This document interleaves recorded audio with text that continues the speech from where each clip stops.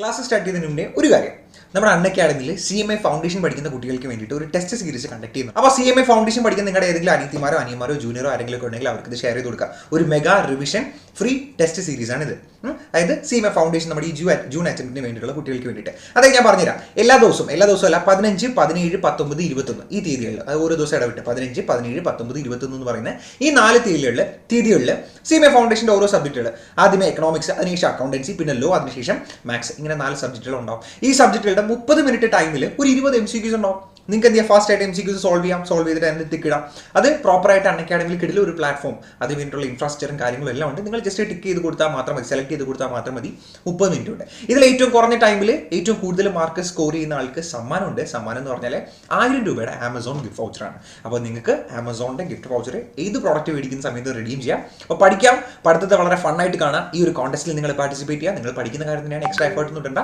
1000 രൂപ cash prize കൂടി gift voucher കൂടി നിങ്ങൾക്ക് കിട്ടും. അപ്പോൾ നിങ്ങൾ അനിയത്തിമാരോ ആരെങ്കിലും ഉണ്ടെങ്കിൽ മാക്സിമം നിങ്ങൾ അവർക്ക് ഷെയർ ചെയ്ത് കൊടുക്കുക. പിന്നെ നിങ്ങളെല്ലാവരും ഇൻട്രോ ഫൈനലോ പഠിക്കുന്ന കുട്ടികളായിരിക്കും. അപ്പോൾ നിങ്ങൾക്ക് വേണ്ടിയിട്ട് ഞാൻ നമ്മുടെ അൺഅക്കാഡമിയിൽ ഫ്രീ ആയിട്ട് റിവിഷൻ മാത്രമല്ല MCQ സെഷൻസ് നടക്കുന്നുണ്ട്. അതിനും ഒരു 100 രൂപ നിങ്ങൾക്ക് ഡെയിലി ക്യാഷ് പ്രൈസ് കിട്ടുന്നതായിരിക്കും. അപ്പോൾ അതിൻ്റെ ഡീറ്റെയിൽസ് ഞാൻ താഴെ ഡിസ്ക്രിപ്ഷൻ ബോക്സിൽ കൊടുക്കാം. അപ്പോൾ നിങ്ങൾ ചെയ്യേണ്ട കാര്യം, അൺഅക്കാഡമി ആപ്പ് ഡൗൺലോഡ് ചെയ്യുക, സാഗർ എന്നായിരുന്നു എൻ്റെ പ്രൊഫൈൽ സെർച്ച് ചെയ്യുക. എൻ്റെ പ്രൊഫൈലിൽ കയറി കഴിഞ്ഞാൽ നിങ്ങൾക്ക് ആ ഒരു ക്ലാസ് അറ്റൻഡ് ചെയ്യേണ്ട കാര്യങ്ങൾ എങ്ങനെയാണ് നോക്കി കൊടുത്തിട്ടുണ്ട്. അല്ലെങ്കിൽ നിങ്ങൾ എൻ്റെ വാട്സ്ആപ്പ് നമ്പറിൽ കോൺടാക്ട് ചെയ്യുക. ഞാൻ നമ്മുടെ ഇന്റർമീഡിയറ്റും ഫൈനലും ഒക്കെ ആയിട്ട് ബന്ധപ്പെടുന്ന ഗ്രൂപ്പിൻ്റെ ഒക്കെ ലിങ്ക് താഴെ കൊടുത്തിരിക്കാം. നിങ്ങൾ അതിലെല്ലാവരും ജോയിൻ ചെയ്യുക. ഞാൻ ഓരോ ക്ലാസ്സിൻ്റെയും ഓരോ അപ്ഡേറ്റും കാര്യങ്ങളും എല്ലാം ഞാൻ ആ ഗ്രൂപ്പുകളിൽ പറയുന്നതായിരിക്കും. അപ്പോൾ നിങ്ങൾ എൻ്റെ റിവിഷൻ ക്ലാസ്സുകളിലും കയറുക. ഫ്രീ ക്ലാസ് ആണ്, 100 രൂപ ക്യാഷ് പ്രൈസും കിട്ടും. അപ്പോൾ എവിടെയെങ്കിലും അൺഅക്കാഡമി യൂസ് ചെയ്യുന്ന സമയത്ത് നിങ്ങളോട് പെയ്ഡ് സബ്സ്ക്രിപ്ഷൻ ആണ് എന്ന് ചോദിക്കുകയാണെങ്കിൽ സാഗർ 45 എന്ന് പറഞ്ഞ കോഡ് യൂസ് ചെയ്യുക. നിങ്ങൾക്ക് സ്ക്രീനിൽ കാണാൻ പറ്റും, സാഗർ 45 എന്ന് പറയുന്ന കോഡ് യൂസ് ചെയ്യുക. അങ്ങനെയാണെങ്കിൽ നിങ്ങൾക്ക് ക്ലാസ്സുകളെല്ലാം ഫ്രീ ആയിട്ട് കാണാനായിട്ട് പറ്റും. പിന്നെ നിങ്ങൾ സബ്സ്ക്രിപ്ഷൻ എടുക്കുകയാണെങ്കിൽ എക്സ്ട്രാ ഒരു 10% ഡിസ്കൗണ്ട് കൂടി കിട്ടും, സാഗർ 45 എന്ന് പറഞ്ഞ കോഡ് യൂസ് ചെയ്യുകയാണെങ്കിൽ.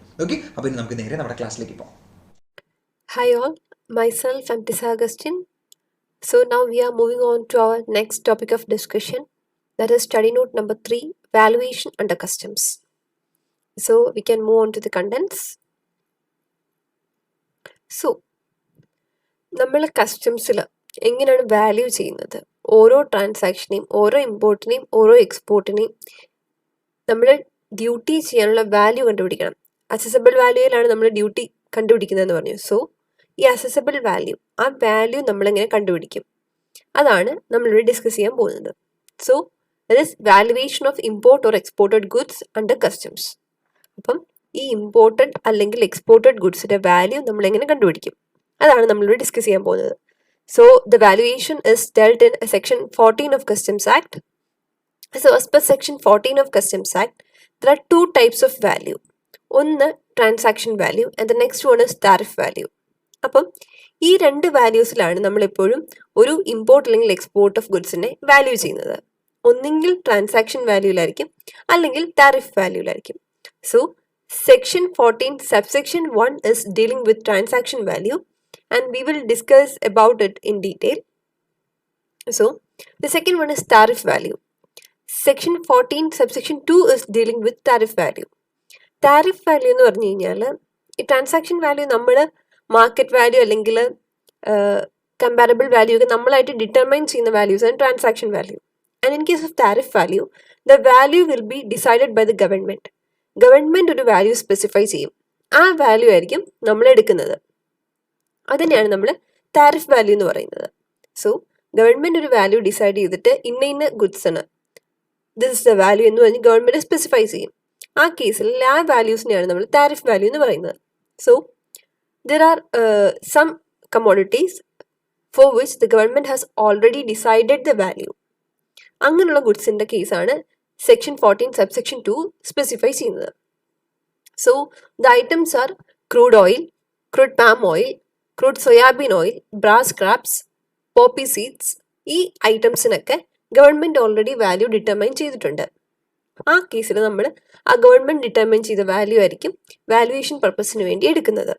Okay, and other than these goods which are specified in section 14 subsection 2, all other goods നമ്മൾ എന്തായിരിക്കും എടുക്കുന്നത്? ട്രാൻസാക്ഷൻ വാല്യൂ ആയിരിക്കും വാല്യുവേഷൻ ഓഫ് ഇമ്പോർട്ട് അല്ലെങ്കിൽ എക്സ്പോർട്ട് ഓഫ് ഗുഡ്സിന്റെ കേസിൽ എടുക്കുന്നത്. ഓക്കെ, അപ്പം ഇത്രയും ക്ലിയർ അല്ലേ? Now valuation of import of goods. അപ്പം നമ്മൾ പറഞ്ഞു ട്രാൻസാക്ഷൻ വാല്യൂ ആണ് നമ്മൾ വാല്യൂ ആയിട്ട് എടുക്കുന്നതെന്ന് പറഞ്ഞു. ഇനി ട്രാൻസാക്ഷൻ വാല്യൂ എടുക്കുന്നതെങ്കിൽ ഓരോ കേസിലും നമ്മൾ എങ്ങനെയാണ് ട്രാൻസാക്ഷൻ വാല്യൂ കണ്ടുപിടിക്കുന്നത്? How we R finding out the transaction value under different cases, അതാണ് നമ്മൾ ഇനി ഡിസ്കസ് ചെയ്യാൻ പോകുന്നത്. അപ്പം ഇമ്പോർട്ട് ഓഫ് ഗുഡ്സിന്റെ കേസിൽ നമ്മൾ എങ്ങനെയാണ് ട്രാൻസാക്ഷൻ വാല്യൂ കമ്പ്യൂട്ട് ചെയ്യുന്നത്? So here are different rules specifying how we can compute the valuation or value of goods under import of goods. Almost rule 3 to rule 10, like it specifies the different types of valuation. So now as per rule 3, transaction value of goods നമ്മൾ എങ്ങനെ കണ്ടുപിടിക്കും? As per rule 3, transaction value of imported goods read with rule 10. rule 10 ആയിട്ട് combine ചെയ്ത് വേണം നമ്മൾ rule 3നെ define ചെയ്യാൻ. So അപ്പം rule 3 അനുസരിച്ച് എങ്ങനെ ട്രാൻസാക്ഷൻ വാല്യൂ കണ്ടുപിടിക്കുന്നതെന്ന് നമുക്ക് നോക്കാം. ഇമ്പോർട്ട് ഓഫ് ഗുഡ്സിന്റെ കേസിലാണ്. ശ്രദ്ധിക്കുക, നമ്മളിപ്പം ഡിസ്കസ് ചെയ്യുന്നത് valuation of import of goods ആണ്. അതിനകത്ത് റൂൾ 3 അനുസരിച്ച് ട്രാൻസാക്ഷൻ വാല്യൂ നമ്മൾ എങ്ങനെയാണ് ഡിറ്റർമൈൻ ചെയ്യുന്നതെന്ന് നോക്കാം. So before moving on to that, value എങ്ങനെ കമ്പ്യൂട്ട് ചെയ്യുന്നതെന്ന് നമ്മൾ സ്പെസിഫൈ ചെയ്യുന്നതിന് മുന്നേ ഹിയർ ആർ സം കണ്ടീഷൻസ്. ഈ കണ്ടീഷൻസ് സാറ്റിസ്ഫൈ ചെയ്താൽ മാത്രമേ റൂൾ 3 അനുസരിച്ച് നമുക്ക് ട്രാൻസാക്ഷൻ വാല്യൂ കമ്പ്യൂട്ട് ചെയ്യാൻ പറ്റത്തുള്ളൂ. If we are not satisfying any one of the following conditions, we cannot find out the value as per rule 3. അപ്പം നമുക്ക് സബ്സിക്വൻ്റ് ആയിട്ടുള്ള വേറെ ഏതെങ്കിലും റൂൾസ് യൂസ് ചെയ്യേണ്ടി വരും. അപ്പം റൂൾ 3 അനുസരിച്ച് നമുക്ക് ട്രാൻസാക്ഷൻ വാല്യൂ കമ്പ്യൂട്ട് ചെയ്യണമെന്നുണ്ടെങ്കിൽ നമുക്ക് എന്ത് ചെയ്യണം? ഈ ബിലോ മെൻഷൻ നമ്മുടെ കണ്ടീഷൻസ് സാറ്റിസ്ഫൈ ചെയ്യണം. സോ കണ്ടീഷൻസ് എന്തൊക്കെയാണെന്ന് നമുക്ക് നോക്കാം.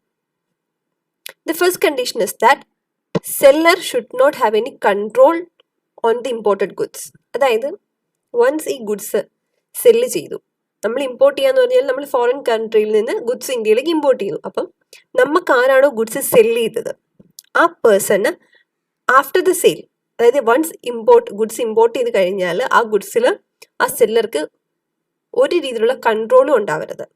Okay, that is the first condition. That is the seller should not have any control on the imported goods. Second one is that price must be the sole consideration. അപ്പം നമ്മൾ import ചെയ്യുന്ന എത്ര രൂപയ്ക്കാണോ ആ price മാത്രമായിരിക്കണം consideration, അല്ലാതെ വേറെ ഒരു type of കൺസിഡറേഷനും ഉണ്ടാവരുത്. Only consideration should be the sale price. എത്ര രൂപയ്ക്കാണോ ഇമ്പോർട്ട് ചെയ്യുന്നത് ആ സെയിൽ പ്രൈസ് മാത്രമായിരിക്കണം consideration. The third condition is that sale proceeds should not be shared with exporter by the importer after sales. Okay, അപ്പം if this an agreement between the exporter and the importer, ഞാൻ sell ചെയ്ത് കഴിഞ്ഞിട്ട് സെയിൽസിന്റെ ഇത്ര percentage I will give to you എന്നൊരു എഗ്രിമെന്റോ വല്ലതും ഉണ്ടെങ്കിൽ ഈ റൂൾ 3 അനുസരിച്ച് നമുക്ക് ട്രാൻസാക്ഷൻ വാല്യൂ എന്ത് ചെയ്യാൻ പറ്റില്ല, അപ്ലൈ ചെയ്യാൻ പറ്റില്ല. ദാറ്റ് മീൻസ് സെയിൽ, ലൈക്ക് നമ്മൾ ഇമ്പോർട്ട് ചെയ്തു, എക്സ്പോർട്ടർക്ക് പൈസ കൊടുത്ത് സാധനം വാങ്ങിച്ചു, ഇനി നമ്മൾ സെയിൽ ചെയ്യുന്നു. ഈ സെയിലിന്റെ പ്രൊസീഡ്സിൽ യാതൊരു ഷെയറും ആർക്കുണ്ടാവരുത്, എക്സ്പോർട്ടർക്ക് ഉണ്ടാവരുത്. So there should not be a sharing between the importer and the exporter after sale. And the fourth condition is that the buyer and seller should not be related. അപ്പം ഫോർത്ത് കണ്ടീഷൻ, ബയറും സെല്ലറും തമ്മിൽ related party ആവരുത്. So 4 conditions satisfy ചെയ്താൽ മാത്രമേ നമുക്ക് as per rule 3 transaction value compute ചെയ്യാൻ പറ്റത്തുള്ളൂ. So the conditions R, the first one is that the seller and the buyer the seller should not have any control over the imported goods. The second one is that sale price must be the sole consideration. Third one, the sale proceeds should not be shared with the exporter by the importer after sale. And the fourth one is that the buyer and seller should not be related. If these 4 conditions are satisfied, we can value the transaction as per transaction value as per rule 3. Okay.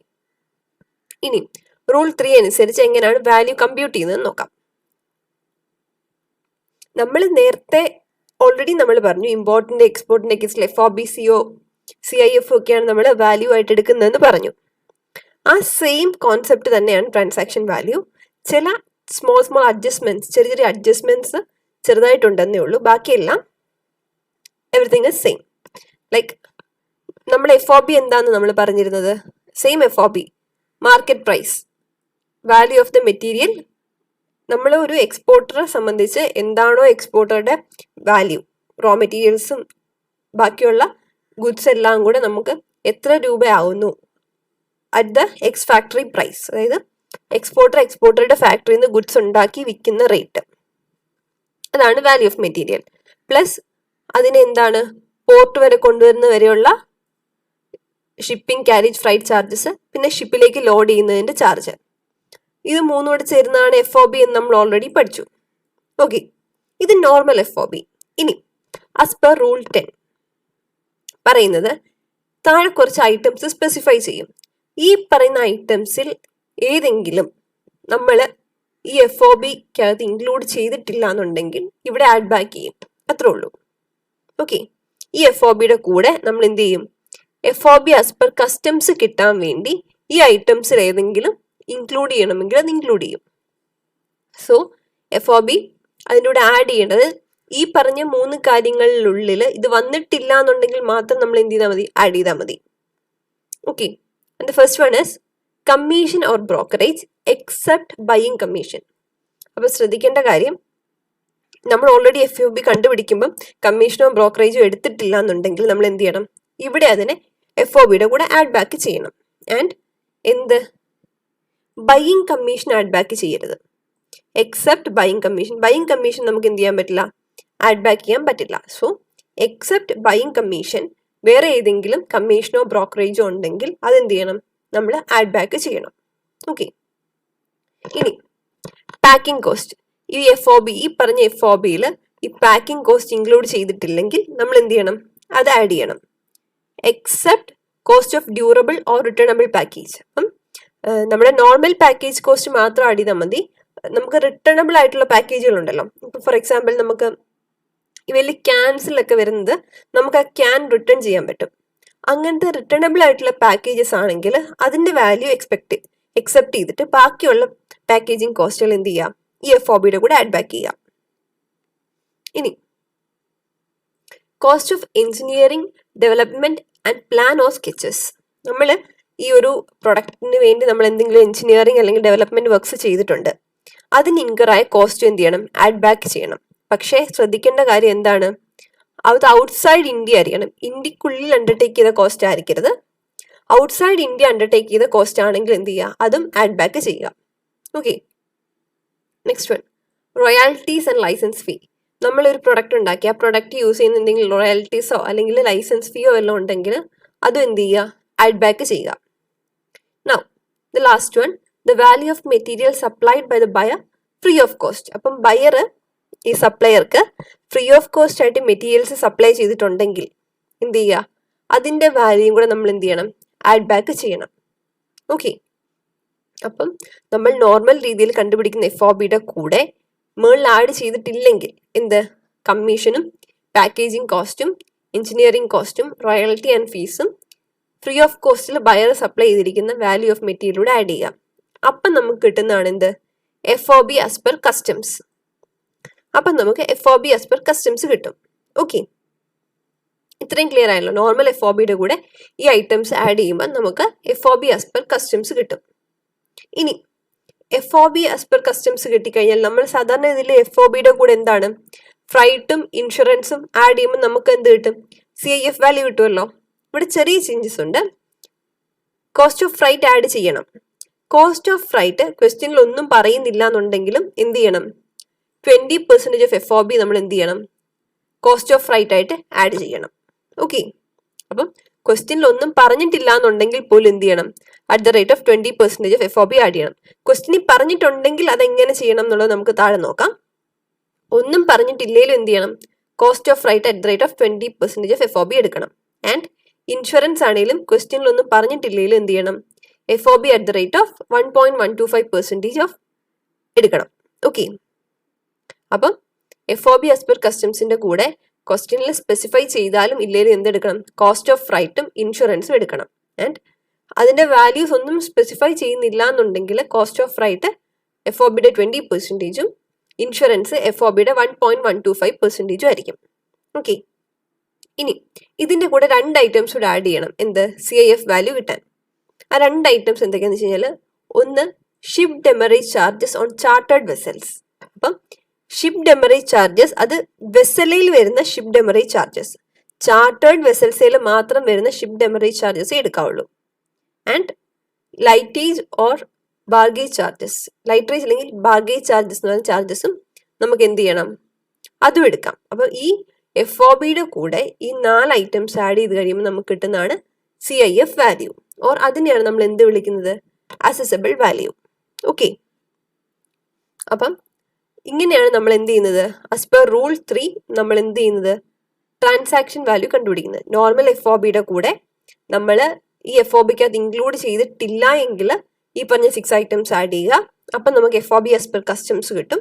And അതിൽ നമ്മൾ cost of ഫ്രൈറ്റും insurance add ചെയ്യുക, plus ship demurrage ചാർജസും ലൈറ്ററേജ് അല്ലെങ്കിൽ ബാർഗേജ് ചാർജസും add ചെയ്യുക. അപ്പം നമുക്ക് CIF value കിട്ടും. ആ CIF value ആണ് നമ്മൾ ട്രാൻസാക്ഷൻ വാല്യൂ അല്ലെങ്കിൽ അസസബിൾ വാല്യൂ ആയിട്ട് എടുക്കുന്നത്.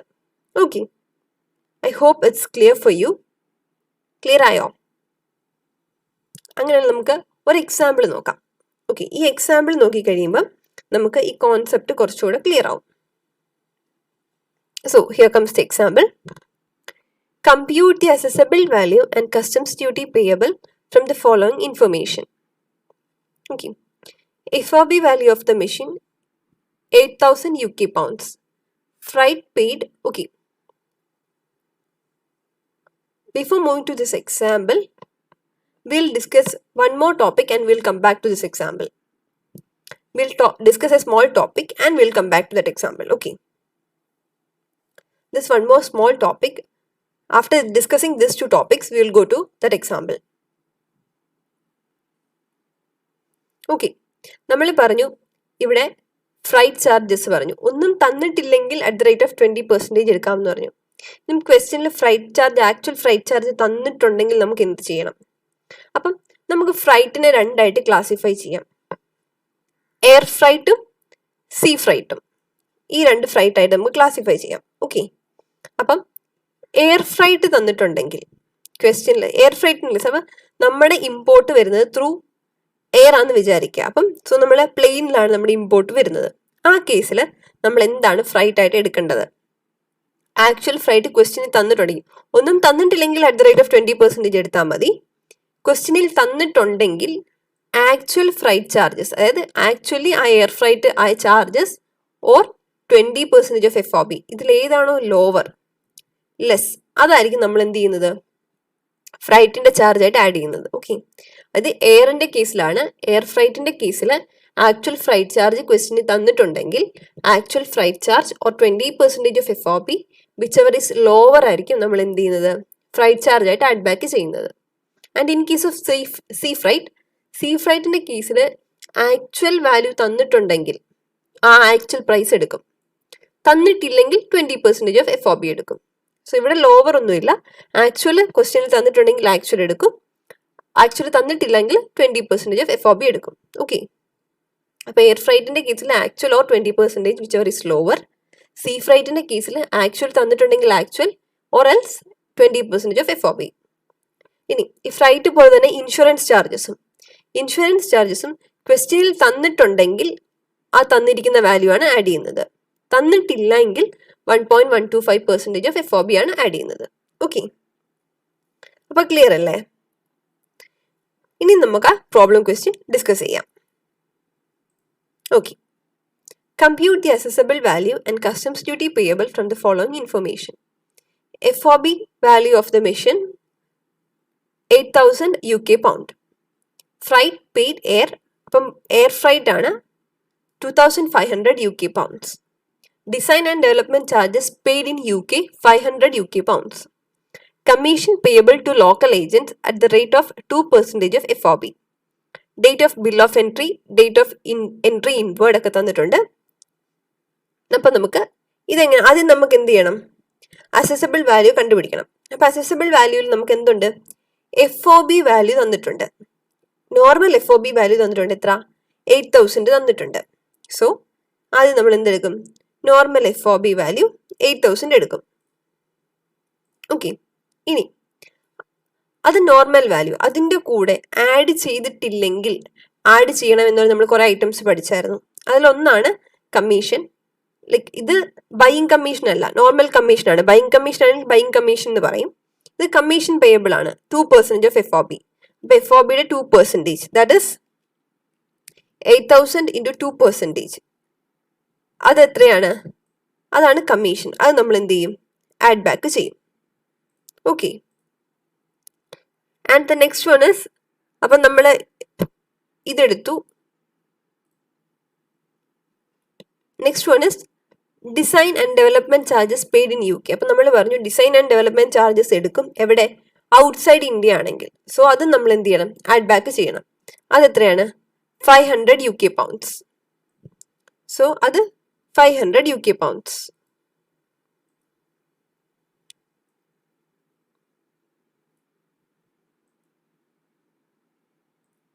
അതും എടുത്തു. അപ്പൊ ഇത്രയും എടുത്തപ്പം നമുക്ക് എന്ത് കിട്ടി, FOB as per customs കിട്ടി. Okay, FOB as per customs കിട്ടിയില്ലേ? ഇനി ഈ FOB as per customsന്റെ കൂടെ നമുക്ക് എടുക്കാൻ ഡെമറേജ് ചാർജസ് വല്ലതും തന്നിട്ടുണ്ടോ?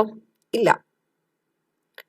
ലൈറ്റ് റേറ്റ് ചാർജസ് ഉണ്ടോ? അതും ഇല്ല. ഇനി എടുക്കേണ്ട രണ്ട് ഐറ്റംസ് എന്താണ്? FOB as per customsന്റെ കൂടെ ക്വസ്റ്റിന് തന്നിട്ടുണ്ടെങ്കിലും ഇല്ലെങ്കിലും നമ്മൾ എടുക്കേണ്ട രണ്ട് ഐറ്റംസ് എന്താണ്? ഫ്രൈറ്റും ഇൻഷുറൻസും. ഓക്കെ, അപ്പം ആദ്യം ഫ്രൈറ്റ് നോക്കാം. ഫ്രൈറ്റ് എയർ ഫ്രൈറ്റ് ആണ് ഇവിടെ ക്വസ്റ്റിന് തന്നിരിക്കുന്നത്. എയർ ഫ്രൈറ്റ് ആകുമ്പം നമുക്കൊരു കണ്ടീഷൻ ഉണ്ട്. എന്താണ്? Actual paid or 20% of FOB whichever is lower ആണ് നമ്മൾ എടുക്കേണ്ടത്. ഓക്കെ, അപ്പം ആക്ച്വലി തന്നിട്ടുണ്ട് എത്ര? 2500 തന്നിട്ടുണ്ട്. ക്വസ്റ്റിന് തന്നിട്ടുണ്ട് ആക്ച്വലി 2500 UK ആണ്. ഇനി 20% ഓഫ് FOB എത്രയാണെന്ന് നോക്കാം. FOB വാല്യൂ എത്രയാണ്? 8660 ഇൻറ്റു 20% വരുമ്പോൾ എത്ര വരും? 1732. അപ്പം ഇതിൽ ഏതാണ് ലോവർ?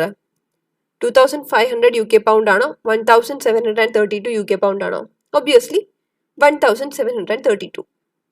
അപ്പം ഇതിൽ ലോവർ ആണ് നമ്മൾ എടുക്കേണ്ടത്. Therefore freight charge will be 1732 rupees. Okay, അതിൽ ഏതാണോ ലോവർ ആണ് നമ്മൾ എടുത്തിരിക്കുന്നത്. ഇനി next one is insurance. Actual insurance charges is not available. അപ്പം നമ്മൾ എന്താ എടുക്കുക? അറ്റ് ദ റേറ്റ് ഓഫ് FOBയുടെ വിൽ ടേക്ക് FOBയുടെ 1.125% എടുക്കും. Therefore 8660 into 1.125% it amounts to 97.425. Okay, ഈ FOB വാല്യൂവിൻ്റെ കൂടെ ഈ രണ്ട് ഐറ്റംസ് കൂടെ ആഡ് ചെയ്യുമ്പോൾ നമുക്ക് CIF വാല്യൂ കിട്ടും. It is 10,489. ഇതുവരെയുള്ള പോർഷൻ ക്ലിയർ അല്ലേ? നമ്മൾ FOBയുടെ കൂടെ ആഡ് ചെയ്യാത്ത ഐറ്റംസ് ആഡ് ചെയ്തു. അപ്പം നമുക്ക് FOB as per customs കിട്ടി. അതിൽ നമ്മൾ എയർ ഫ്രൈറ്റും ഇൻഷുറൻസും ആഡ് ചെയ്തു. അപ്പം നമുക്ക് എന്ത് കിട്ടി? CIF വാല്യൂ അല്ലെങ്കിൽ അസസബിൾ വാല്യൂ കണ്ടുകിട്ടി. Now the next thing is, നമ്മൾ ഇനി എന്താ ചെയ്യേണ്ടത്? നമ്മൾ ഇതിൻ്റെ മേൽ ബേസിക് കസ്റ്റംസ് ഡ്യൂട്ടി കണ്ടുപിടിക്കാനാണ് ക്വസ്റ്റ്യനിൽ പറഞ്ഞിരിക്കുന്നത്. സോ അപ്പം ഇതിപ്പം UK പൗണ്ടിലാണ് കിടക്കുന്നത്. ഇതിനെ നമുക്ക് എന്ത് ചെയ്യണം? ഇന്ത്യൻ കറൻസിയിലേക്ക് കൺവേർട്ട് ചെയ്യണം. അതിനുവേണ്ടി നമ്മൾ എന്താണ്? എക്സ്ചേഞ്ച് റേറ്റ് എടുക്കണം. അപ്പോൾ എക്സ്ചേഞ്ച് റേറ്റ് നമ്മൾ എന്നത്തെ എടുക്കണ്ടേ? ഇമ്പോർട്ട് ആയതുകൊണ്ട് ഡേറ്റ് ഓഫ് ബിൽ ഓഫ് എൻട്രിയുടെ എക്സ്ചേഞ്ച് റേറ്റ് ആയിരിക്കുമല്ലോ നമ്മൾ എടുക്കുന്നത്. Therefore exchange rate will be ₹68. Therefore 10,489.425 pound into 68. That is 7,13,281 rupees. ഇപ്പം എക്സ്ചേഞ്ച് റേറ്റ് ഓക്കെ. ഇനി നെക്സ്റ്റ് ബേസിക് കസ്റ്റംസ് ഡ്യൂട്ടി ആണ്. ബേസിക് കസ്റ്റംസ് ഡ്യൂട്ടി നമ്മൾ പറഞ്ഞത് എന്താണ്? Date of bill of entry or date of entry inward granted whichever is later. അപ്പം 2410 and 2010 ഇതിൽ later ഏതാണ്? 2410. Therefore, basic customs duty rate will be 12%. Clear ആയില്ലേ? ഇതൊക്കെ നമ്മൾ ഫസ്റ്റ് ചാപ്റ്ററിൽ പഠിച്ചതാണ്. Date of bill of entry or date of entry inward granted whichever is later. അപ്പം 12% ആണ് നമ്മുടെ ബേസിക് കസ്റ്റംസ് ഡ്യൂട്ടിയുടെ rate. So 7,13,281 into 12% it comes to 85,593. Okay, ഇനി നമ്മൾ പറഞ്ഞു ക്വസ്റ്റ്യനിൽ പറഞ്ഞാലും ഇല്ലെങ്കിൽ എന്ത് ചെയ്യണം? സോഷ്യൽ വെൽഫെയർ സർചാർജ് കമ്പ്യൂട്ട് ചെയ്യണം. എത്താ? ബേസിക് കസ്റ്റംസ് ഡ്യൂട്ടിയുടെ 10%. Therefore social welfare surcharge is equal to 85,593.72 into 10%. It comes to 8,559.37. Okay, അപ്പോൾ ഇത് ആഡ് ചെയ്യുന്നതാണ് നമ്മുടെ balance amount. That is 8,07,434 rupees. ഇനി ക്വസ്റ്റ്യനിൽ എന്ത് പറഞ്ഞിട്ടുണ്ട്? IGST is payable at the rate of 18%. IGST at the rate of 18%. So IGST will be computing on assessable value plus basic customs duty plus social welfare surcharge. Therefore, IGST will be equal to 8,07,434.09 into 18%. It comes to 1,45,338 rupees. Okay. So this will be added to 8,07,434 and the total amount will be 9,52,772 rupees. Okay. ഇങ്ങനെയാണ് നമ്മൾ compute ചെയ്യുന്നത്. Okay, clear അല്ലേ? ഇത്രേ ഉള്ളൂ. വലിയ computation അല്ല, small items മാത്രമേ ഉള്ളൂ. അതൊന്ന് മൈൻഡിൽ കീപ്പ് ചെയ്ത് കഴിഞ്ഞാൽ കമ്പ്യൂട്ടേഷൻ വളരെ ഈസിയാണ്. Okay, I hope it's clear for you. We can move on to the next topic, right? Next is Rule 4, Transaction Value of Identical Goods. അപ്പം നമുക്ക് Rule 3 നമ്മൾ പറഞ്ഞു, നമ്മൾ സ്പെസിഫൈ ചെയ്ത 4 കണ്ടീഷൻസ് സാറ്റിസ്ഫൈ ചെയ്താലേ നമുക്ക് Rule 3 അനുസരിച്ച് വാല്യൂ ചെയ്യാൻ പറ്റത്തുള്ളൂ എന്ന് പറഞ്ഞു. Okay, in case we are unable to compute value as per Rule 3, then we can move on to Rule 4. Rule 3 അനുസരിച്ച് കമ്പ്യൂട്ട് ചെയ്യാൻ പറ്റുന്നില്ലെങ്കിൽ നമുക്ക് എന്ത് ചെയ്യാം? റൂൾ 4 നമുക്ക് ചൂസ് ചെയ്യാം. റൂൾ 4 ട്രാൻസാക്ഷൻ വാല്യൂ എങ്ങനെ കണ്ടുപിടിക്കുന്നതെന്ന്. Okay, as per rule 4 the transaction value of identical goods. അപ്പം ഇതിനകത്ത് നമ്മൾ നേരത്തെ ട്രാൻസാക്ഷൻ വാല്യൂ നമ്മൾ കമ്പ്യൂട്ട് ചെയ്യുമായിരുന്നു, FOBCIF ഒക്കെ വെച്ച്. നൗ ഇവിടെ റൂൾ 4 അനുസരിച്ച് ട്രാൻസാക്ഷൻ വാല്യൂ എന്ന് പറഞ്ഞു കഴിഞ്ഞാൽ ഐഡന്റിക്കൽ ഗുഡ്സിന്റെ വാല്യൂ ആണ് നമ്മൾ എന്ത് എടുക്കുന്നത്? ട്രാൻസാക്ഷൻ വാല്യൂ ആയിട്ട് ട്രീറ്റ് ചെയ്യുന്നത്. What is identical goods? Identical goods എന്ന് പറഞ്ഞാൽ ആ ഗുഡ്സ് നമ്മൾ ഏത് ഗുഡ്സ് ആണ് ഇപ്പൊ ഇമ്പോർട്ട് ചെയ്തത്, ആ ഗുഡ്സിന്റെ ditto, like same in all respect, അങ്ങനെയുള്ള വേറൊരു ഗുഡിനെ നമ്മൾ എടുക്കും. അതിന്റെ വാല്യൂ ബേസിലായിരിക്കും നമ്മൾ എന്ത് ചെയ്യുന്നത്? ട്രാൻസാക്ഷൻ വാല്യൂ കണ്ടുപിടിക്കുന്നത്. സോ ഫോർ എക്സാമ്പിൾ, ഞാനിപ്പം ഒരു ഐറ്റം ഇമ്പോർട്ട് ചെയ്തിട്ടുണ്ടെങ്കിൽ ആ സെയിം ഐറ്റം, അപ്പൊ ഈ ഐറ്റത്തിന്റെ ഞാൻ ഇമ്പോർട്ട് ചെയ്ത ഐറ്റത്തിന്റെ വാല്യൂ കണ്ടുപിടിക്കാൻ പറ്റുന്നില്ല റൂൾ 3 അനുസരിച്ച്. അപ്പൊ നമ്മൾ എന്ത് ചെയ്യും? ഈ സെയിം ഐറ്റം വേറൊരാൾ ഇമ്പോർട്ട് ചെയ്തിട്ടുണ്ടെങ്കിൽ, അല്ലെങ്കിൽ വേറൊരു ഐഡന്റിക്കൽ ഗുഡ്സ്, ഈ സെയിം ഗുഡ്സ് തന്നെ അതിന്റെ വാല്യൂ നമ്മൾ എടുക്കും. ഓക്കെ, സോ ഈ റൂൾ 4 നമുക്ക് അപ്ലൈ ചെയ്യണമെങ്കിൽ നമുക്ക് 4 കണ്ടീഷൻസ് ഉണ്ട്. നമുക്ക് ആ 4 കണ്ടീഷൻസ് എന്തൊക്കെയാന്ന് നോക്കാം. First one, identical goods can be compared with other goods of the same country from which import take place. അപ്പം ഞാനിപ്പം ഫോർ എക്സാമ്പിൾ ഒരു ഞാനൊരു ലാപ്ടോപ്പ് ഇമ്പോർട്ട് ചെയ്താൽ, ആ ലാപ്ടോപ്പ് ഞാനിപ്പോൾ UK നിന്ന് ഇമ്പോർട്ട് ചെയ്തെങ്കിൽ ഞാൻ ഐഡന്റിക്കൽ ഗുഡ്സിന്റെ വാല്യൂ എടുക്കുമ്പോൾ UK നിന്ന് ഇമ്പോർട്ട് ചെയ്ത ഒരു ലാപ്ടോപ്പിന്റെ എനിക്ക് എടുക്കാൻ പറ്റത്തുള്ളൂ. ഓക്കെ, ക്ലിയർ ആയോ? അപ്പം identical goods must be compared with other goods from the same country from which import takes place. അപ്പൊ ഏത് കൺട്രിയിൽ നിന്നാണ് ഇമ്പോർട്ട് നമ്മൾ ചെയ്തത്, ആ സെയിം കൺട്രി തന്നെ ഉള്ള ഐഡന്റിക്കൽ ഗുഡ്സുമായിട്ടേ നമുക്ക് എന്ത് ചെയ്യാൻ പറ്റത്തുള്ളൂ? കമ്പയർ ചെയ്യാൻ പറ്റത്തുള്ളൂ.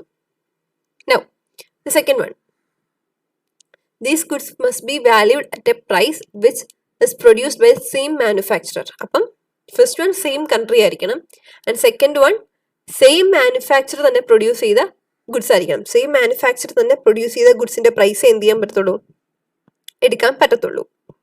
And next point is, if the price is not available, then price of other manufacturer from the same country can be taken into account. അപ്പം നമുക്ക് എത്ര എൻക്വയറി ചെയ്തിട്ടും സെയിം കൺട്രിയിൽ നിന്ന് സെയിം മാനുഫാക്ചറർ പ്രൊഡ്യൂസ് ചെയ്ത ഗുഡ്സിന്റെ വാല്യൂ കിട്ടുന്നില്ലെങ്കിൽ നമുക്ക് എന്ത് ചെയ്യാൻ പറ്റും? സെയിം കൺട്രിയിൽ നിന്ന് തന്നെ പക്ഷേ വേറെ മാനുഫാക്ചർ ചെയ്ത ഗുഡ്സിന്റെ വാല്യൂ എടുക്കാം. ഓക്കെ, അപ്പൊ സെയിം ഗുഡ്സ് തന്നെ സെയിം കൺട്രിയിൽ നിന്ന് പക്ഷേ സെയിം മാനുഫാക്ചറുടെ വാല്യൂ കിട്ടുന്നില്ലെങ്കിൽ we can go for the value of other manufacturers the same country. Okay, and next one is, if one or more identical values goods are available, then the value of the lowest shall be taken. അപ്പം നമുക്ക് more than one identical goods available ആണ്, പല റേറ്റിലുണ്ട്. So അതിൽ ഏറ്റവും lowest rate ഏതാണോ അതിന്റെ rate ആയിരിക്കും നമ്മൾ ആപ്ലിക്കബിൾ ആയിട്ട് എടുക്കുന്നത്. So in case we are unable to find out the transaction value as per rule 3, we can go for rule 4. Rule 4 അനുസരിച്ച് ട്രാൻസാക്ഷൻ വാല്യൂ എന്ന് പറഞ്ഞു കഴിഞ്ഞാൽ ഐഡന്റിക്കൽ ഗുഡ്സിന്റെ വാല്യൂ ആയിരിക്കും. ഐഡന്റിക്കൽ ഗുഡ്സ് എന്ന് പറഞ്ഞാൽ എല്ലാ ആസ്പെക്ട്സിലും സെയിം ആയിട്ടുള്ള ഗുഡ്സ് ആയിരിക്കും. അതിന് ഈ റൂൾ 4 ആപ്ലിക്കബിൾ ആവണമെങ്കിൽ നമ്മൾ 4 കണ്ടീഷൻസ് സാറ്റിസ്ഫൈ ചെയ്യണം. The conditions R, first one, identical goods must be compared with the goods from the same country from import takes place. The second one is the value must be at a price produced by the same manufacturer. If the price is not available, then we can take the price of other manufacturers from the same country. And if more than one value of identical goods is available, we can take the lowest among the following. Okay. So here, that's all about Rule 4. We can look into an example as per Rule 4. A consignment of 800 metric tons of edible oil of Malaysian origin was imported by a charitable organization in India for free distribution to below poverty line citizens in a backward area under the scheme designed by the Food and Agriculture Organization. This being a special transaction, a nominal price of $10 per metric ton was charged for the consignment to cover the freight and insurance charges. The customs house found out that at or about the time of import that this gift consignment there were following imports of edible oil Malaysian origin. So അപ്പം മലേഷ്യയിൽ നിന്ന് ഇന്ത്യയിലേക്ക് ഒരു 800 metric ടണ്ണിന്റെ edible oil import ചെയ്തു. അവർ import ചെയ്ത rate 10 per metric ton USD ആണ്. ഓക്കെ, അപ്പം ഈ കേസിൽ നമ്മളോട് വാല്യൂ കണ്ടുപിടിക്കാനാണ് പറയുന്നത്. അപ്പം already similar type of imports നടന്നിട്ടുണ്ട്. ആ സിമിലർ ടൈപ്പ് ഓഫ് ഇമ്പോർട്ട്സിന്റെ ഡീറ്റെയിൽസ് ആണ് ഇത്. ഓക്കെ, ഇന്ത്യയിലേക്ക് ലൈക്ക് ഫ്രം മലേഷ്യയിൽ നിന്ന് തന്നെ ഇന്ത്യയിലേക്ക് വന്നിട്ടുള്ള സിമിലർ ഇമ്പോർട്ട്സ് ആണ് ഈ ക്വസ്റ്റ്യനിൽ തന്നിരിക്കുന്നത്. അപ്പം നമ്മൾ ആസ് പെർ റൂൾ 4 അനുസരിച്ച് നമ്മൾ എങ്ങനെ വാല്യൂ ചെയ്യും? ആസ് പെർ റൂൾ 4 അനുസരിച്ച് നമ്മൾ ശ്രദ്ധിക്കേണ്ട കാര്യം, ഇവിടെ 800 മെട്രിക് ടൺ ആണ് ക്വസ്റ്റ്യനിൽ പറഞ്ഞിരിക്കുന്നത്. അപ്പം ഓൾമോസ്റ്റ് അതിന് അപ്രോക്സിമേറ്റ് ആയിട്ട് വരുന്ന സെയിം കൺട്രിയിൽ നിന്ന് തന്നെയുള്ള ഇമ്പോർട്ട് എത്രയാണ്? 780 ആണ്. And value should be among the lowest. അപ്പം 160 ആണ് എന്ത് ഈ കൂട്ടത്തിലെ ലോവസ്റ്റ് വാല്യൂ. അപ്പം നമ്മൾ എന്ത് ചെയ്യും? 160 shall be taken as the accessible value. 160 should be taken as the transaction value as per rule 4. Clear ആയോ? ഓൾമോസ്റ്റ് അതിന് അപ്രോക്സിമേറ്റ് ആയിട്ട് വരുന്ന ഇതിൽ നമ്മുടെ ഏറ്റവും ലീസ്റ്റ് വാല്യൂ, ഇതെല്ലാം സെയിം കൺട്രിയിൽ നിന്ന് തന്നെയുള്ള ഇമ്പോർട്ടാണ്. അപ്പോൾ അതിൽ ലീസ്റ്റ് വാല്യൂ ആണ് നമ്മൾ എടുക്കേണ്ടത്.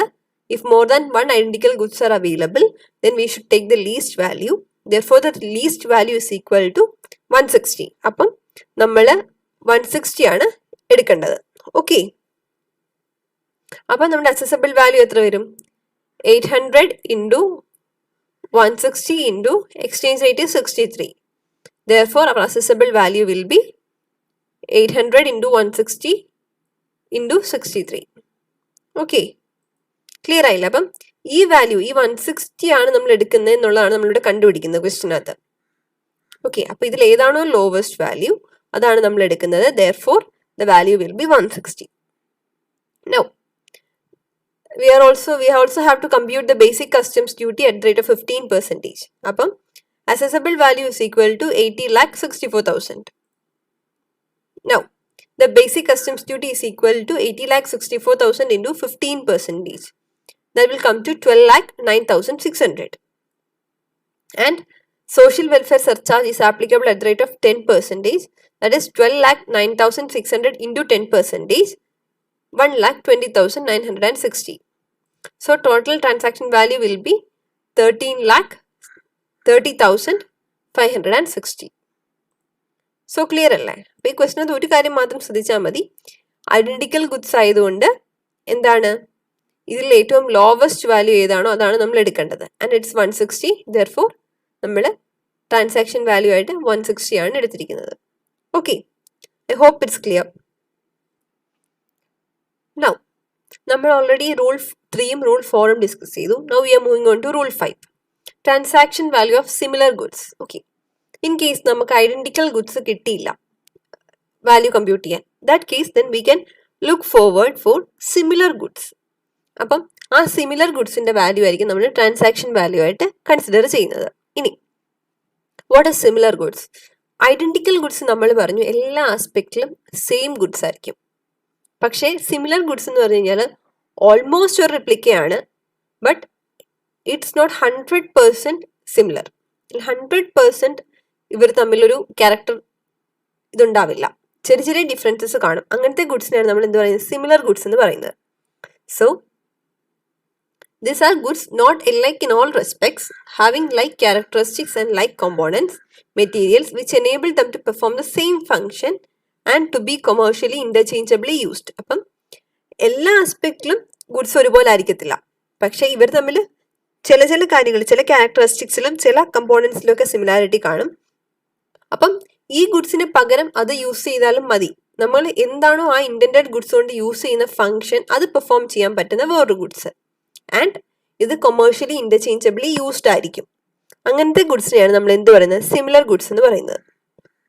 സോ അതിന്റെ കണ്ടീഷൻസ് എന്ന് പറഞ്ഞു കഴിഞ്ഞാൽ, first condition is that produced in the country in which goods are being valued were produced. അപ്പം നമ്മളിപ്പം വാല്യൂ ചെയ്യുന്ന ഗുഡ്സ് പ്രൊഡ്യൂസ് ചെയ്ത സെയിം കൺട്രിയിലെ തന്നെ പ്രൊഡ്യൂസ് ചെയ്ത സിമിലർ ഗുഡ്സ് ആയിരിക്കണം, first condition. And the second condition is that produced by the same person who produced the goods being valued, or where no such goods are available, goods produced by a different person. അത് നമ്മൾ നേരത്തെ പറഞ്ഞ like identical ഗുഡ്സിന്റെ കേസിൽ പറഞ്ഞ same conditions തന്നെയാണ്. എന്താണ്, first one is that നമ്മൾ ഏത് രാജ്യത്ത് നിന്ന് ഇമ്പോർട്ട് ചെയ്ത ഗുഡ്സ് ആണോ വാല്യൂ ചെയ്യുന്നത് ആ സെയിം കൺട്രിയിൽ തന്നെ പ്രൊഡ്യൂസ് ചെയ്തൊരു സിമിലർ ഗുഡ് ആയിരിക്കണം.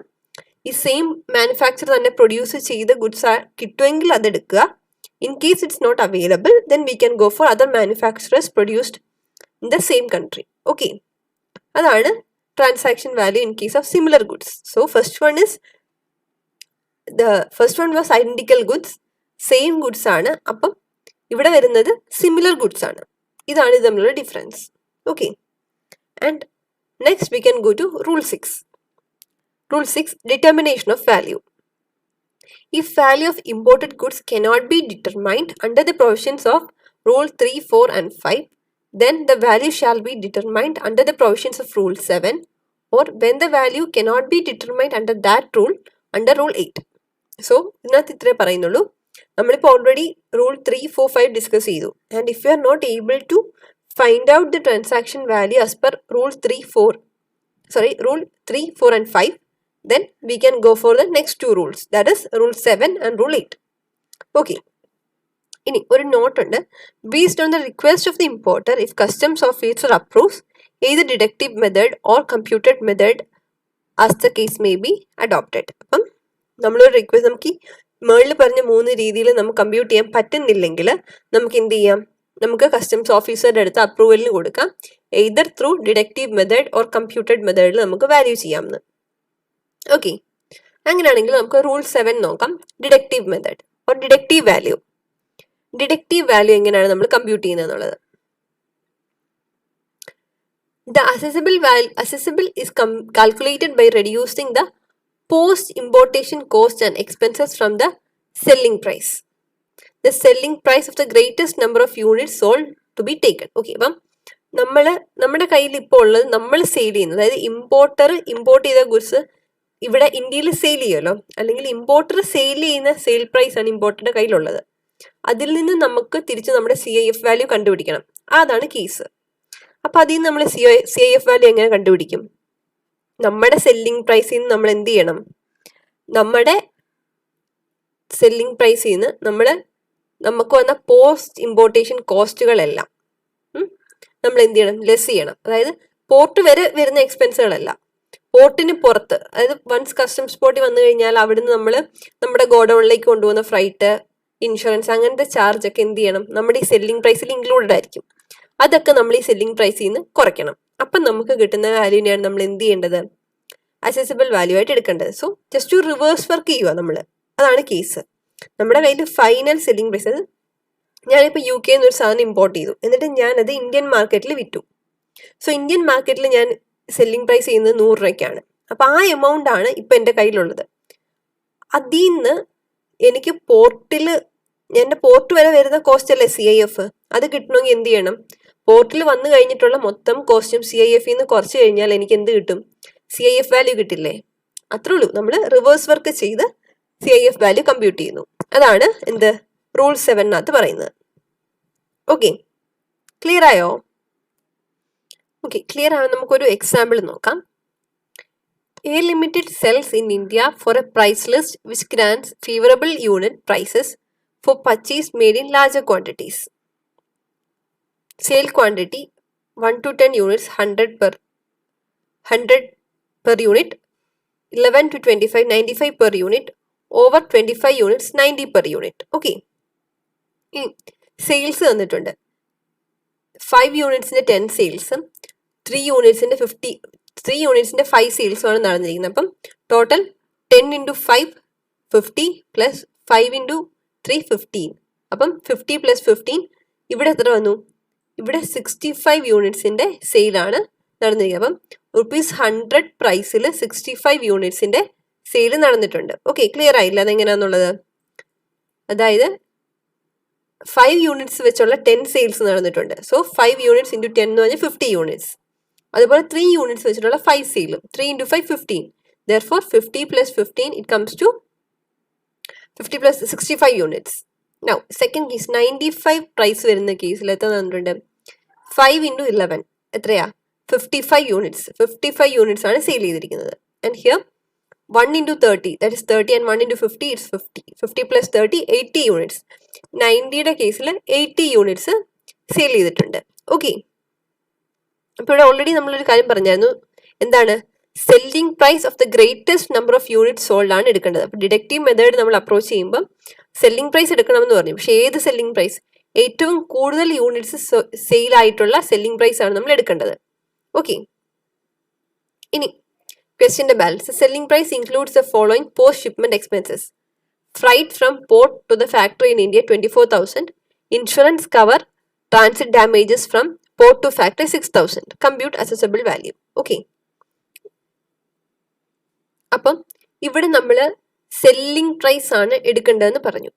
ഇനി എന്താണ് ഏറ്റവും കൂടുതൽ ക്വാണ്ടിറ്റി സെയിൽ ചെയ്ത സെല്ലിംഗ് പ്രൈസ്? ഇവിടെ ഏറ്റവും കൂടുതൽ ക്വാണ്ടിറ്റി ഏതാ പോയിരിക്കുന്നത്? 980 ആണ്. അപ്പോൾ 80 യൂണിറ്റ്സ് സെയിൽ ചെയ്തപ്പോൾ സെല്ലിംഗ് പ്രൈസ് എത്രയാണ്? 90 rupees ആണ്. ദെർഫോർ നമ്മൾ സെല്ലിംഗ് പ്രൈസ് എടുക്കേണ്ടത് എത്രയാണ്? 90 per യൂണിറ്റ് ആണ്. അത് ക്ലിയർ ആയില്ലേ?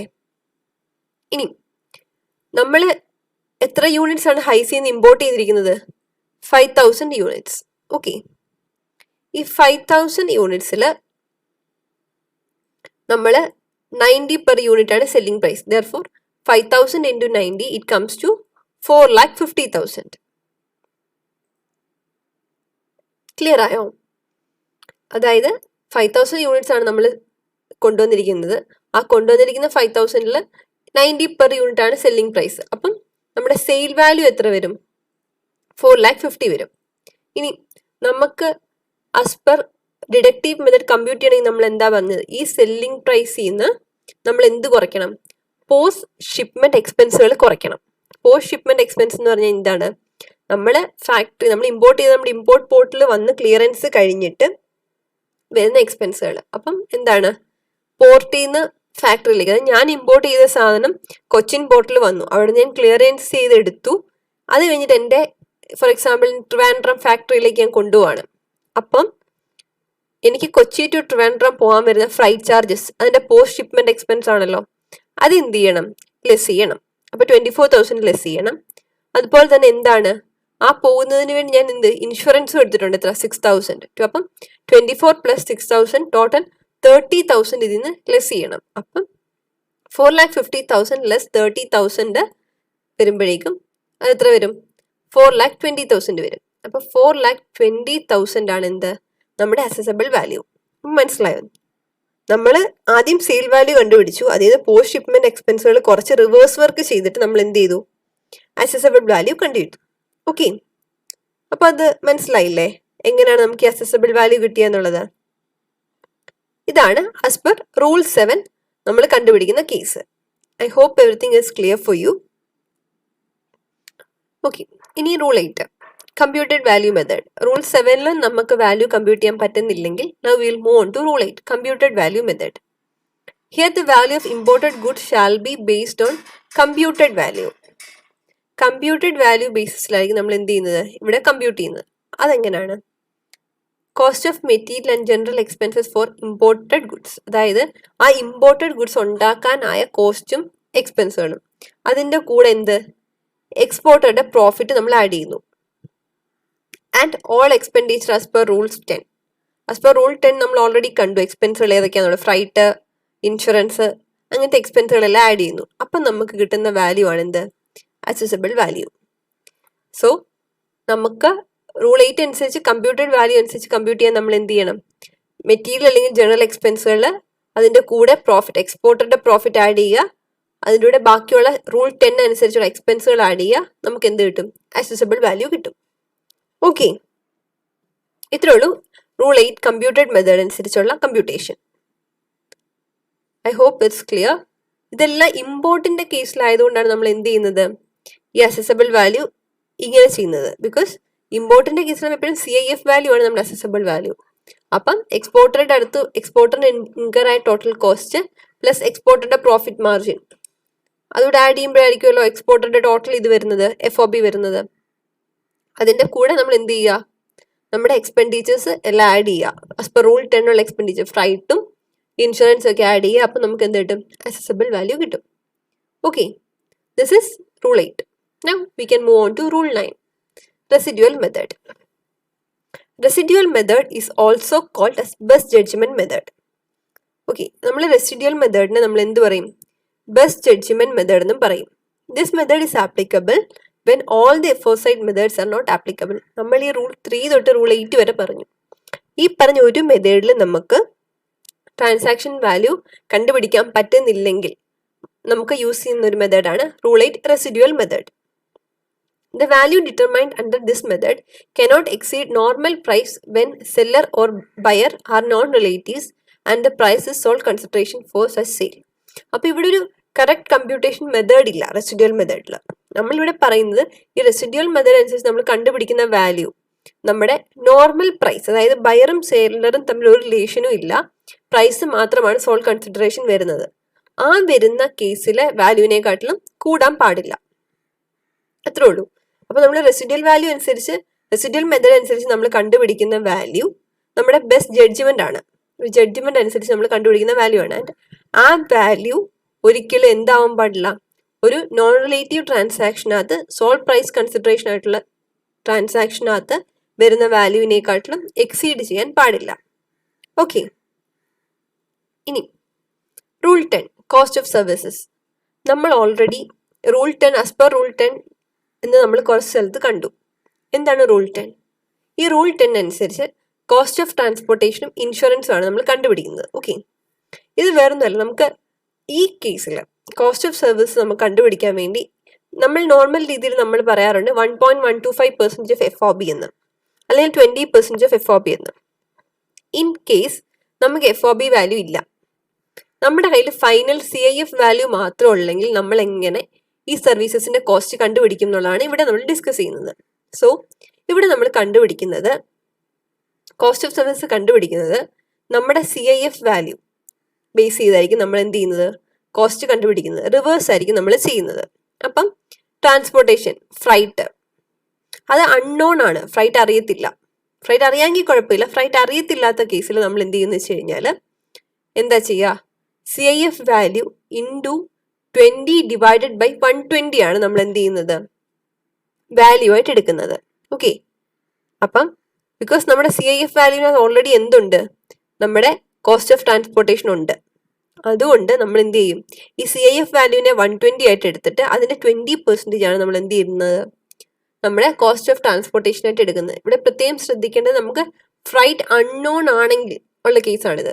ഫ്രൈറ്റ് നോൺ ആണെങ്കിൽ നമുക്ക് അതിനെ ലെസ് ചെയ്തിട്ട് നമുക്ക് നോർമൽ രീതിയിൽ കമ്പ്യൂട്ട് ചെയ്യാം. ഇനി ഇൻ കേസ് ഫ്രൈറ്റ് അൺനോൺ ആണെങ്കിൽ നമ്മൾ എന്ത് ചെയ്യണം? CIF value divided by 120 into 20 ചെയ്യണം. And in case insurance unknown ആണെങ്കിൽ എന്ത് ചെയ്യണം? CIF value divided by 101.25 into 1.125 ചെയ്യണം. ഓക്കെ, എന്നിട്ട് നമ്മുടെ CIF വാല്യൂന്ന് ഈ കിട്ടിയ കോസ്റ്റ് ഓഫ് ട്രാൻസ്പോർട്ടേഷനും ഇൻഷുറൻസും കുറയ്ക്കുമ്പോൾ നമുക്ക് എന്ത് കിട്ടും? FOB വാല്യൂ കിട്ടും.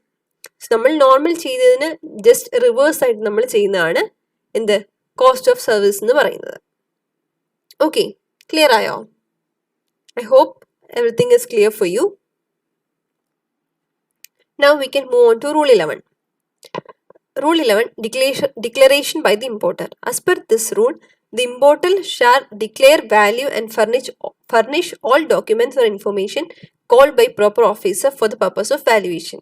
അപ്പോൾ ഇതിൽ നമ്മുടെ ഒരു ഡിക്ലറേഷൻ, അതായത് നമ്മൾ ഇമ്പോർട്ടർ ഒരു വാല്യൂ ഡിക്ലെയർ ചെയ്യുന്നു, അതിന് സപ്പോർട്ടിംഗ് ആയിട്ടുള്ള എല്ലാ ഡോക്യുമെന്റ്സും ഇൻഫർമേഷനും പ്രോപ്പർ ഓഫീസർ കോൾ ചെയ്താൽ, വാല്യുവേഷന്റെ പർപ്പസിന് വേണ്ടി കോൾ ചെയ്താൽ അത് സബ്മിറ്റ് ചെയ്യണം. അങ്ങനത്തെ ഒരു ഡിക്ലറേഷനാണ് എന്ത് റൂൾ 11 പറയുന്നത്. Now, Rule 12, rejection of declared value. If proper officer feels that the declared value under Rule 11 are not fair value, he may reject it. However, final decision under Rule 12 shall be taken only after proper hearing only. അപ്പം നമ്മൾ rule 11 അനുസരിച്ച് നമ്മളൊരു value declare ചെയ്യും. നമ്മൾ ഈ പറഞ്ഞ മുകളിൽ ഏത് മെത്തേഡ് അനുസരിച്ച് നമ്മൾ കമ്പ്യൂട്ട് ചെയ്ത വാല്യൂ ആണ്, ആസ് പെർ റൂൾ 11 നമ്മൾ അതിനെ ഡിക്ലെയർ ചെയ്യും. ആൻഡ് പ്രോപ്പർ ഓഫീസർക്ക് തോന്നുവാണ് നമ്മൾ റൂൾ 11 നമ്മൾ ഡിക്ലെയർ ചെയ്ത വാല്യൂ ഫെയർ വാല്യൂ അല്ല എന്ന് തോന്നിക്കഴിഞ്ഞാൽ he may reject it. Proper ഓഫീസറിന് അതിനെ റിജക്ട് ചെയ്യാം. പക്ഷേ അത് റിജക്ട് ചെയ്യുന്നതിന് മുന്നേ ഇമ്പോർട്ടർക്ക് ഒരു proper opportunity of being heard കൊടുക്കണം. അപ്പം പ്രോപ്പറായിട്ട് ഇമ്പോർട്ടർക്ക് പറയാനുള്ള കാര്യങ്ങളൂടെ കേട്ടിട്ട് മാത്രമേ എന്ത് വരത്തുള്ളൂ, ഫൈനൽ റിജക്ഷൻ വരത്തുള്ളൂ. പക്ഷേ in case if he things so he can rejects it. Okay, അപ്പം ഇതുകൊണ്ട് നമ്മുടെ ഇമ്പോർട്ടിന്റെ കേസിലെ വാല്യുവേഷൻ തീർന്നു. ഓക്കെ, ഇനി നമുക്ക് എക്സ്പോർട്ടിന്റെ കേസിൽ നോക്കാം. എക്സ്പോർട്ടിന്റെ കേസിൽ നമ്മൾ എങ്ങനെയാണ് വാല്യൂ ചെയ്യുന്നത്. ഓക്കെ, എക്സ്പോർട്ടിന്റെ കേസിൽ വാല്യുവേഷൻ ഇമ്പോർട്ടൻ്റ് ആകുന്നത് ഈ താഴെ പറയാൻ പോകുന്ന കാര്യങ്ങൾക്ക് വേണ്ടിയാണ്. ഒന്നാമത്തെ കാര്യം duty drawback, second one export incentives, third one refund of credit and fourth one payment of duty on export. അപ്പം നമുക്ക് ഈ എക്സ്പോർട്ട് ചെയ്യുമ്പോഴേക്കും നമുക്ക് ഒരുപാട് ബെനിഫിറ്റ്സ് അവൈൽ ചെയ്യാൻ പറ്റും. ഡ്യൂട്ടി ഡ്രോബാക്കും ഇൻസെന്റീവ്സും ഒക്കെ, ആ റീഫണ്ടും ഒക്കെ കിട്ടും. സോ അതിനൊക്കെ വേണ്ടിയാണ് നമ്മൾ മെയിൻലി എന്ത് ചെയ്യുന്നത്, എക്സ്പോർട്ടിന്റെ കേസിൽ വാല്യുവേഷൻ ചെയ്യുന്നത്. So the purposes of valuation under export are duty drawback, export incentives, refund of credit and payment of duty on export if any. എക്സ്പോർട്ടിൽ എന്തെങ്കിലും ഡ്യൂട്ടി പേ ചെയ്യാനുണ്ടെങ്കിൽ അതിനു വേണ്ടി, ഇത്രയും പർപ്പസിന് വേണ്ടിയാണ് നമ്മൾ എന്ത് ചെയ്യുന്നത്, എക്സ്പോർട്ടിന്റെ കേസിൽ വാല്യുവേഷൻ ചെയ്യുന്നത്. So rule 3, determination of method of valuation. ഏത് മെത്തേഡിലാണ് നമ്മൾ വാല്യുവേഷൻ ചെയ്യുന്നതെന്ന്. Subject to rule 8, the value of exported goods shall be the transaction value. ഇവിടെയും എന്താണ്, ട്രാൻസാക്ഷൻ വാല്യൂ ആണ് നമ്മൾ വാല്യൂ ആയിട്ട് എടുക്കുന്നത്. The transaction value shall be accepted even when buyer and seller are related, provided the relationship has not affected the price. അപ്പം എന്ത്, even if transaction value നമുക്ക് എടുക്കാം, even if the buyer and seller are related. അപ്പം even if ബയറും സെല്ലറും related ആണെങ്കിലും ആ price ഈ റിലേഷൻഷിപ്പിനെ influence ചെയ്തിട്ടില്ലെങ്കിൽ നമുക്ക് എന്ത് ചെയ്യാം, ആ വാല്യൂവിനെ ട്രാൻസാക്ഷൻ വാല്യൂ ആയിട്ട് നമുക്ക് എടുക്കാം. ഓക്കെ, ഇനി third one, if the value cannot be determined under the provision of subrule 1 or 2, the value shall be determined by the provisions of rule 8 to 6. അപ്പം നമുക്ക് വാല്യൂവിനെ നമുക്ക് റൂൾ 3 അനുസരിച്ച് കമ്പ്യൂട്ട് ചെയ്യാൻ പറ്റുന്നില്ലെങ്കിൽ നമുക്ക് എന്ത് ചെയ്യാം, റൂൾ 4 to 6 അനുസരിച്ച് വാല്യൂ കമ്പ്യൂട്ട് ചെയ്യാം. അപ്പം നമുക്ക് റൂൾ 4 എന്താന്നുള്ളത് നോക്കാം. Rule 4, determination of export value by comparison. Okay, അപ്പം നമ്മൾ കമ്പാരിസൺ വെച്ച് എക്സ്പോർട്ട് വാല്യൂ കണ്ടുപിടിക്കുകയാണ്. കമ്പാരിസൺ എന്ന് പറഞ്ഞാൽ നമ്മൾ നേരത്തെ പറഞ്ഞ പോലെ എന്താണ്, ഒന്നുകിൽ സിമിലർ ഗുഡ്സ് അല്ലെങ്കിൽ ഐഡന്റിക്കൽ ഗുഡ്സുമായിട്ട് കമ്പയർ ചെയ്ത് അതിന്റെ വാല്യൂസ് നമ്മൾ എടുക്കും എന്ന് പറഞ്ഞ പോലെയാണ് ഇവിടെയും ചെയ്യുന്നത്. So the value of exported goods shall be based on transaction value of the goods of like quantity and quality. അപ്പം നമ്മൾ ഏത് ഗുഡ്സിന്റെ എക്സ്പോർട്ട് വാല്യൂ ആണ് ഇപ്പൊ കണ്ടുപിടിക്കുന്നത്, ആ ഗുഡ്സിന്റെ സെയിം കൈൻഡ് അല്ലെങ്കിൽ സെയിം ക്വാളിറ്റി ഉള്ള എക്സ്പോർട്ടഡ് ഗുഡ്സിൽ നമുക്ക് എന്ത് ചെയ്യാം, അതിന്റെ വാല്യൂ നമുക്ക് ട്രാൻസാക്ഷൻ വാല്യൂ ആയിട്ട് ട്രീറ്റ് ചെയ്യാം. Second point, in determining the value of exported goods under sub rule 1, proper officer shall make adjustment such as appear to him reasonable, taking into consideration the relevant factors. അപ്പം നമ്മൾ പറഞ്ഞു നമുക്ക് comparison ചെയ്യാം, similar ആയിട്ടുള്ള ഗുഡ്സിന്റെ value നമുക്ക് എടുക്കാം എന്ന് പറഞ്ഞു. ആൻഡ് നമ്മൾ അങ്ങനെ വാല്യൂ എടുക്കുമ്പോൾ പ്രോപ്പർ ഓഫീസർക്ക് തോന്നുവാണ് റീസണബിൾ ആയിട്ടുള്ള ചില അഡ്ജസ്റ്റ്മെന്റ്സ് വേണം എന്ന് തോന്നിയാൽ ആ അഡ്ജസ്റ്റ്മെന്റ്സ് ചെയ്യാം. ആ അഡ്ജസ്റ്റ്മെന്റ്സ് എന്തൊക്കെയാണെന്ന് നോക്കാം. ഒന്ന്, difference in date of exportation. അപ്പം നമ്മൾ 2 ഡേറ്റിലായിരിക്കും എക്സ്പോർട്ട് ചെയ്യുന്നത്. നമ്മൾ കമ്പയർ ചെയ്യാൻ പോകുന്ന ഗുഡ്സ് വേറൊരു ഡേറ്റിലും ആക്ച്വൽ ഗുഡ്സ് വേറെ ഡേറ്റിലും ആയിരിക്കും. അപ്പോൾ ഈ ഡേറ്റുകൾ തമ്മിലുള്ള ഡിഫറൻസ് വരുമ്പം ചിലപ്പം വാല്യൂവിൽ വ്യത്യാസം വരാം. അപ്പം അങ്ങനത്തെ ഫാക്ടേഴ്സ് ഒക്കെ കൺസിഡർ ചെയ്തിട്ട് വേണം ട്രാൻസാക്ഷൻ വാല്യൂ ഡിസൈഡ് ചെയ്യാൻ. Difference in commercial level and quantity level. So നമ്മൾ ഒരു 100 യൂണിറ്റ് എടുക്കുന്ന ആൾക്ക് കൊടുക്കുന്ന റേറ്റും 10,000 യൂണിറ്റ് എടുക്കുന്ന ആൾക്ക് കൊടുക്കുന്ന റേറ്റും ഡിഫറെൻ്റ് ആയിരിക്കും. സോ ആ ക്വാണ്ടിറ്റി ലെവലും നോക്കണം. Different in composition, quantity, design between the goods assessed and the goods which are being compared. അപ്പം നമ്മൾ അസസ് ചെയ്യുന്ന ഗുഡ്സും അതുപോലെ നമ്മൾ കമ്പയർ ചെയ്യുന്ന ഗുഡ്സും തമ്മിലുള്ള ഡിസൈനിലും ക്വാളിറ്റിയിലും ഒക്കെയുള്ള ഡിഫറൻസും കൺസിഡർ ചെയ്യണം. And the difference in domestic freight and insurance charges depending on the place of exportation. അപ്പം നമ്മൾ എവിടെ നിന്നാണ് എക്സ്പോർട്ട് ചെയ്യുന്നതെന്നുള്ളത്, ഏത് പ്ലേസിലേക്കാണ് നമ്മൾ ചെയ്യുന്നതെന്നുള്ളത് അനുസരിച്ച് നമ്മുടെ ഫ്രൈറ്റും ഇൻഷുറൻസും മാറും. അപ്പം അതും കൺസിഡർ ചെയ്തിട്ട് വേണം നമ്മൾ എന്ത് ചെയ്യാൻ, വാല്യൂ ഡിറ്റർമൈൻ ചെയ്യാൻ. അപ്പം നമുക്ക് സിമിലർ ഗുഡ്സ് അല്ലെങ്കിൽ ഒരേ ക്വാണ്ടിറ്റി അല്ലെങ്കിൽ കൈൻഡിലുള്ള ഗുഡ്സിന്റെ വാല്യൂ നമുക്ക് എടുക്കാൻ പറ്റും. പക്ഷെ എന്ത് വേണം, അതിന്റെ ഡേറ്റിൽ വരുന്ന ഡിഫറൻസും ക്വാണ്ടിറ്റിയിൽ വരുന്ന ഡിഫറൻസും ക്വാളിറ്റി ആൻഡ് ഡിസൈനിൽ വരുന്ന ഡിഫറൻസും പിന്നെ ഫ്രൈറ്റ് ആൻഡ് ഇൻഷുറൻസ് ചാർജസിൽ വരുന്ന ഡിഫറൻസ് ഒക്കെ അഡ്ജസ്റ്റ് ചെയ്തിട്ട് വേണം നമ്മൾ എന്ത് ചെയ്യാൻ, വാല്യൂ ഓഫ് എക്സ്പോർട്ടഡ് ഗുഡ്സ് കണ്ടുപിടിക്കാൻ. ഓക്കെ, അതാണ് റൂൾ 4 പറയുന്നത്. ഇനി rule 5. Rule 5 computed value method. Computed value മെത്തേഡിൽ എങ്ങനെ കമ്പ്യൂട്ട് ചെയ്യുന്നതെന്ന്, വാല്യൂ കണ്ടുപിടിക്കുന്നതെന്ന്. If the value cannot be determined the rule 4, it shall be based on computed value which shall include the following: cost of production, manufacture or processing of export, charges if any for the design and brand, and amount towards profit. അപ്പം computed value നമ്മൾ already കണ്ടതാണ്. എന്താണ് എക്സ്പോർട്ടറെ സംബന്ധിച്ച് computed value എന്താണ്, പുള്ളിക്ക് ആ ഒരു goods produce ചെയ്യാൻ വേണ്ട production cost, manufacturing cost plus വേറെ എന്തെങ്കിലും ഡിസൈൻ അല്ലെങ്കിൽ ബ്രാൻഡിങ് ചാർജസ് ഉണ്ടെങ്കിൽ അത്, പിന്നെ എമൗണ്ട് ഓഫ് പ്രോഫിറ്റ്, ഇത്ര ആഡ് ചെയ്യുന്നതായിരിക്കും എന്ത്, നമ്മുടെ FOB വാല്യൂ അല്ലെങ്കിൽ അതിന് നമ്മൾ കമ്പ്യൂട്ടഡ് വാല്യൂ മെത്തേഡിലുള്ള നമ്മുടെ ട്രാൻസാക്ഷൻ വാല്യൂ ആയിട്ട് എടുക്കുന്നത്. ഓക്കെ, അപ്പോൾ ഈ റൂൾ 5 വരെയുള്ള പോർഷൻസ് ക്ലിയർ അല്ലേ? അങ്ങനെയാണെങ്കിൽ നമുക്ക് റൂൾ 6ലേക്ക് പോവാം. ഐ ഹോപ്പ് റൂൾ 5 വരെയുള്ള പോർഷൻ ക്ലിയർ ആണെന്ന് തോന്നുന്നു. Now rule 6 residual method. അപ്പം നമ്മൾ ഈ പറഞ്ഞ റൂൾ 3, 4, 5 അനുസരിച്ച് നമുക്ക് വാല്യൂ കണ്ടുപിടിക്കാൻ പറ്റുന്നില്ലെങ്കിൽ നമ്മൾ എന്ത് ചെയ്യും, റൂൾ 6 റെസിഡ്യുവൽ മെത്തേഡ് അഡോപ്റ്റ് ചെയ്യും. റെസിഡ്യുവൽ മെത്തേഡിൽ എങ്ങനെയാണ്, നമ്മൾ റീസണബിൾ മീൻസ് ഓഫ് പ്രിൻസിപ്പിൾസും, അതായത് നമ്മുടെ ഈ ആക്ടിന്റെ പ്രിൻസിപ്പിൾസും ജനറൽ റൂൾസും പ്രൊവിഷൻസും ഒക്കെ വെച്ച് ഒരു വാല്യൂ ഡിറ്റർമൈൻ ചെയ്യും. അതാണ് റെസിഡ്യുവൽ മെത്തേഡ്. ഇനി rule 7 declaration by exporter. So നമ്മൾ നേരത്തെ പറഞ്ഞ പോലെ ഇമ്പോർട്ടർ ഡിക്ലെയർ ചെയ്യണം എന്ന് പറഞ്ഞ പോലെ തന്നെ എന്താണ്, എക്സ്പോർട്ടറും എന്ത് ചെയ്യണം, ഈ വാല്യൂ ഓഫ് ഗുഡ്സ് എത്രയാണെന്നുള്ളത് ഡിക്ലെയർ ചെയ്യണം. സ്പെസിഫൈഡ് മാനറിൽ നമ്മൾ ഡിക്ലെയർ ചെയ്യണം. Now, Rule 8 rejection of declared value.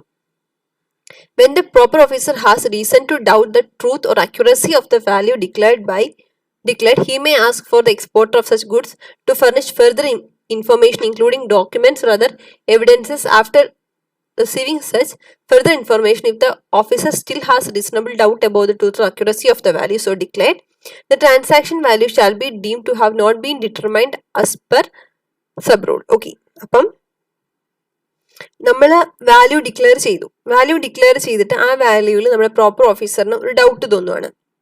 അപ്പം വാല്യൂ ഡൗട്ട് തോന്നി കഴിയുമ്പോൾ പ്രോപ്പർ ഓഫീസേഴ്സ് എവിഡൻസിന് വേണ്ടി വിളിച്ചു. നമ്മൾ ഈ എവിഡൻസസ് ഒക്കെ സബ്മിറ്റ് ചെയ്തു.